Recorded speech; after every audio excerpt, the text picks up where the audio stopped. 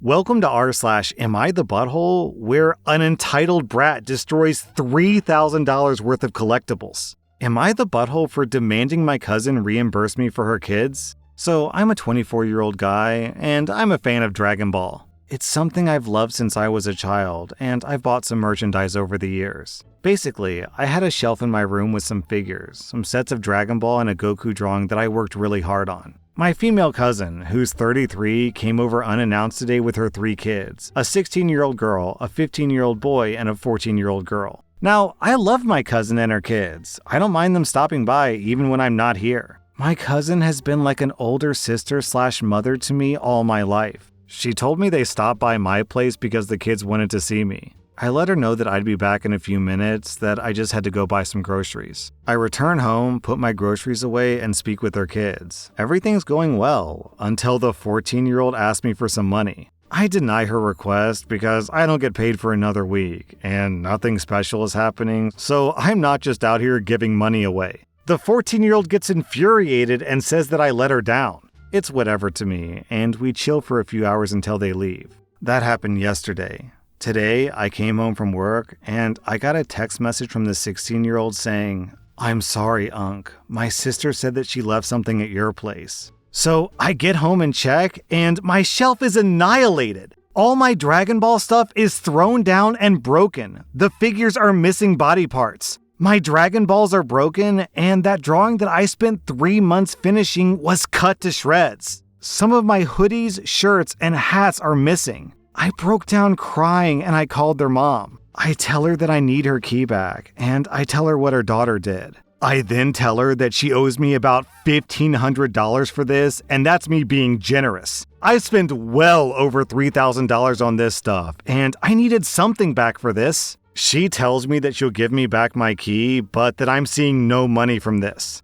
I tell her it's her responsibility since they're her kids, and also the key is for her, not her whole family. She said that she didn't care, that I'm not getting any money, and that's it. I've banned her from my house until she pays me, and she says so be it and refuses to pay me, saying that it's my fault for not locking my game room door. But that door doesn't even have a lock. Am I the butthole for demanding that she pay me back? OP, you have a really easy path to fixing this. First, call the cops and file a police report. Second, make a claim with your insurance. Third, take your cousin to small claims court and win, because this is an easy win. Alternatively, the more butthole solution would be to go to your cousin's place, go to the 14-year-old's room, steal every single thing you have, take it to your place, and say, "I'll give it back to you once you pay me for my figures." OP, you get 0 out of 5 buttholes. Your cousin and her kids get 2.5 out of 5 buttholes. Am I the butthole for suggesting to my friend that she should shave?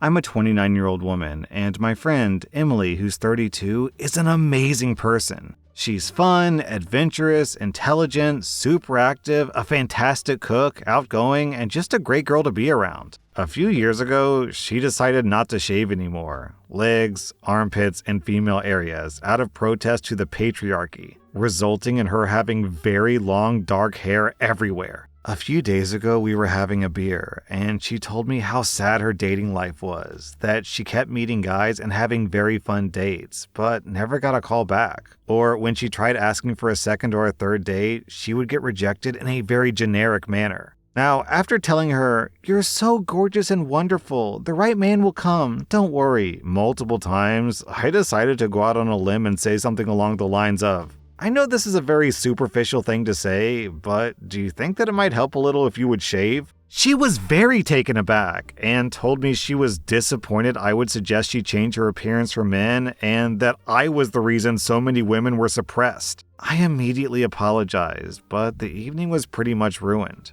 I texted her the next day apologizing again for hurting her, but she hasn't replied. I really didn't want to hurt her, but I also don't quite see how my comment was that bad, so I'm not sure how to phrase my apology. Also, OP clarifies in a comment that her friend wasn't just venting, she was actually asking OP for advice. So I feel like this is pretty easy because she was asking you for advice and you gave her advice, and so if she doesn't like your advice, then that's kind of on her, not on you. I see some people saying that not shaving is a value statement, so if you tell her to shave, you're telling her to change her values, which I guess is true, and that is kind of buttholy, but I mean, at the same time, she was asking for advice, so what is OP supposed to do, just bite her tongue? I gotta say though, I would be surprised if the real reason why she's not getting second dates is because of armpit hair and pubic hair. Unless she's putting out on the first date, I feel like most men wouldn't even notice that she has armpit hair, especially if she was wearing, something with sleeves. I mean, who knows? Maybe they live in Miami, so it's super, super obvious. It's just my guess is that the problem isn't hairiness, and the problem is more like personality, attitude. Man, I don't know, actually. I'm going down in the comments. This is a super mixed bag. About half the comments are saying, not the butthole because she asked for an opinion and you gave an opinion, so what's the problem? And then the other half are saying that the friend has a principle and she should stand by her principles, and OP telling her to change her appearance is wrong, and that any man who would dump a girl because she doesn't shave is not the type of man you want to date anyway, so you're the butthole for saying that she should lower her standards. But I don't know, am I weird? I don't think this is the issue. I really don't. How would you even know that she was hairy on the first date? It's just, I don't care about a girl's armpits. I don't look at her armpits. I don't think about her armpits. I don't smell her armpits. I don't touch her armpits.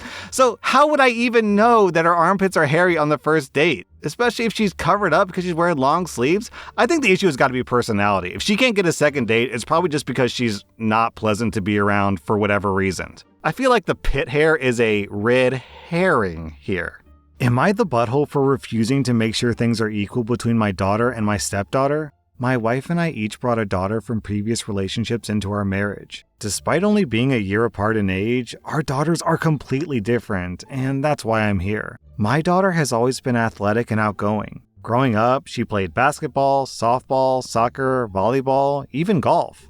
In middle school, she picked up tennis and never looked back. I paid for her to have private lessons, and when she found out how much I was paying for those lessons, she decided that's what she wants to do as her teenage job. She's now a junior, is one of the best players on her high school team, and she's teaching tennis lessons. She teaches elementary school kids and charges $75 per hour per kid. With her skills and her outgoing personality, she has a waiting list of kids and makes about $1,200 a week. Jesus! She's a junior, so she's like 16 or 17, making $1,200 a week? Wow! She could make more, but I limit her hours so she can concentrate on school. My stepdaughter is reserved and not very athletic. We always tried to sign her up to the same sport and team with my daughter, but she either objected or quit a couple of weeks in. I get it, sports aren't for everyone, so I never made her feel bad about it. My stepdaughter recently turned 16 and got a job at a burger place nearby. She's making $13 an hour and brings home less than $200 a week. My daughter recently decided that she wants to be independent by buying her clothes and electronics with her own money. Obviously, she can afford the latest styles and gadgets.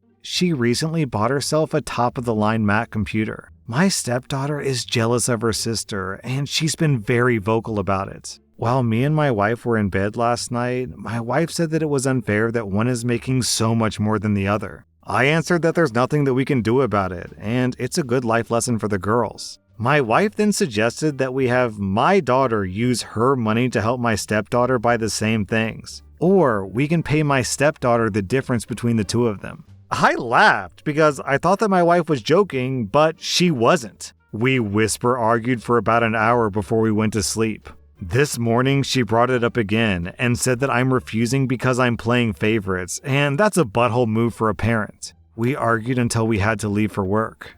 The top commenter says, not the butthole, what is fair is not always what is equal. Yeah, the super important thing here is that OP and OP's wife treats the two girls equally, not that the entire planet Earth treats them equally. Right, that's your job as a parent, to give unconditional love and to treat each one like you love them equally. But you can't get angry that different life choices result in different life outcomes. I'm super on your side, OP. Paying your stepdaughter extra money to bring her up to the level of your daughter would just be showing favoritism to your stepdaughter, because why isn't your daughter getting that much money? And then the even worse suggestion of getting your daughter to give some of her money to the stepdaughter is basically punishing your daughter for succeeding and rewarding your stepdaughter for failing. Well, I don't know about failing. Failing's kind of a strong word. She's like 16. I think a 16-year-old making $200 a week is, kind of normal and reasonable. So calling her failing is a bit harsh there. OP, you get 0 out of 5 buttholes. Your wife is delusional and gets 2 out of 5 buttholes. Am I the butthole for making my husband leave a wedding reception with me?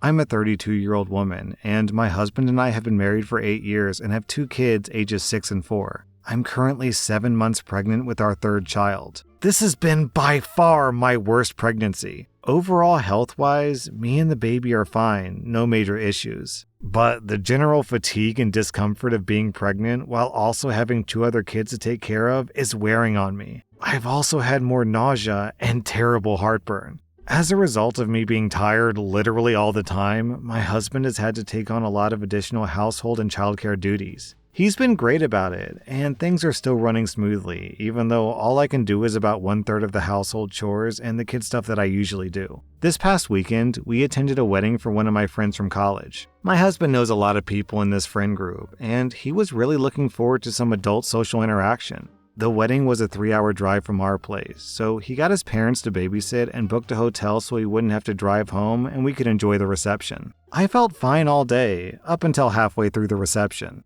Then it was like I hit a wall energy-wise, and I started getting terrible heartburn. My husband was off mingling with people, while I pretty much just sat at a table for over an hour talking with whoever came by to say hi. My husband came over to check on me, and I told him that I wasn't feeling well and I wanted to leave. He asked me if I'd be comfortable taking the shuttle back to the hotel by myself so that he could stick around and keep socializing. I told him that I want him to come back to the room with me in case I start feeling worse so that he can take care of me. He didn't protest or argue with me, but he did give a big sigh in the, "Ugh, okay, fine" kind of way. When we got back to the room, I was so exhausted that I fell asleep immediately. He was short with me all morning as we were getting ready to leave. A lot of one-word answers kind of stuff. On the way home, I asked him what his deal was, and he said that he was frustrated that I made him go back to the room with me only for me to fall asleep. He said if he knew that I was just going to fall asleep, he would have stayed at the reception for longer. He said that this was his first social interaction that he's had in months, and with a new baby coming, it'll probably be his last social interaction like that for months again.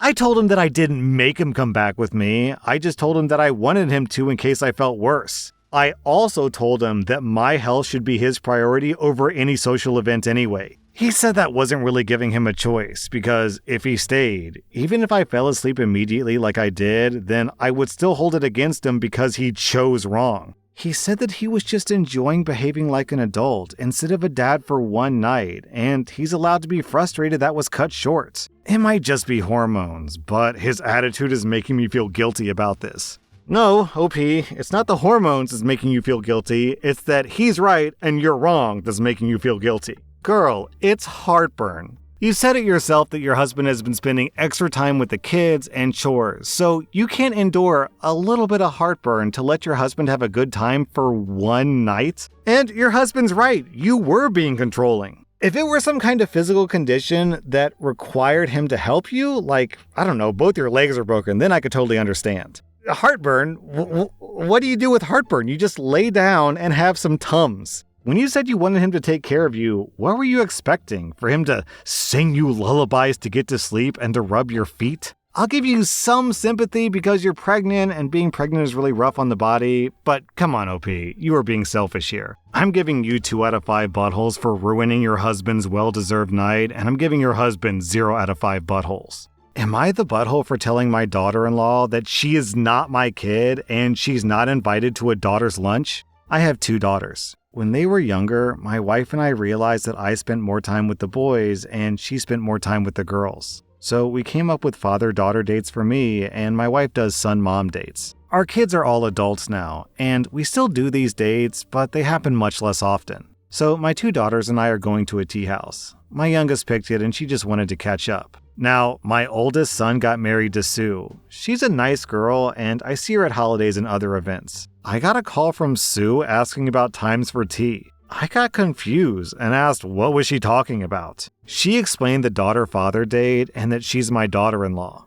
I told her that this is just a thing between me and my daughters. She repeated that she's my daughter-in-law. This went on a couple of times until I told her that she's not my kid and she's not invited. She hung up, and now I'm getting calls from my son, her husband, for being a jerk and not welcoming her into the family. Well, OP, you certainly are justified in protecting your father-daughter dates, but at the same time, she is part of your family now, so if she wants to get involved in your life, why not let her? So, OP, I'm giving you 0 out of 5 buttholes because wanting to protect your father-daughter time is reasonable. I'm also giving Sue 0 out of 5 buttholes because her wanting to get involved is also reasonable. And finally, I'm giving Sue's husband 0 out of 5 buttholes because all he did was defend his wife.